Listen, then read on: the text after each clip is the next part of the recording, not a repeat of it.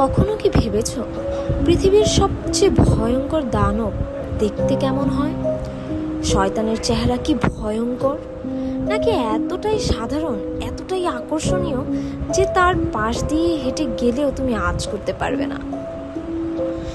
আমেরিকার শান্ত শহরে 1970-এর দশকে এক তরুণ, চশমা পরা, সুন্দর হাসি, ভদ্র, পড়াশোনায় ভালো, রাজনীতিতে সক্রিয়, বন্ধুরা তাকে আদর্শ মনে করত।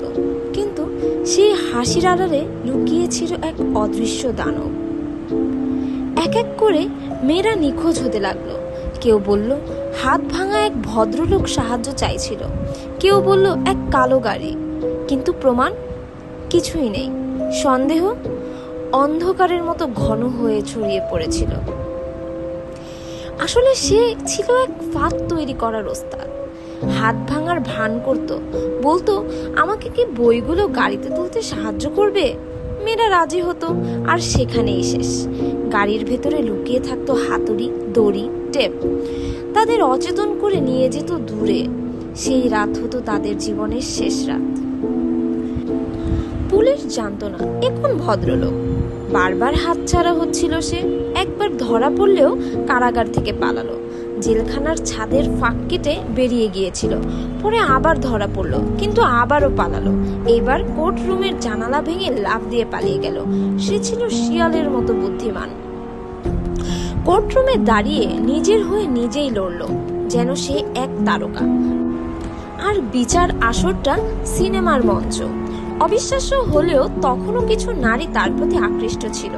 মানুষ ভাবতো এটা কি আদৌ খুনি, নাকি এক মিথ্যা অভিযোগের শিকার ভদ্রলোক। অবশেষে মুখোশ খুলে গেল। তার নাম টেড বান্ডি।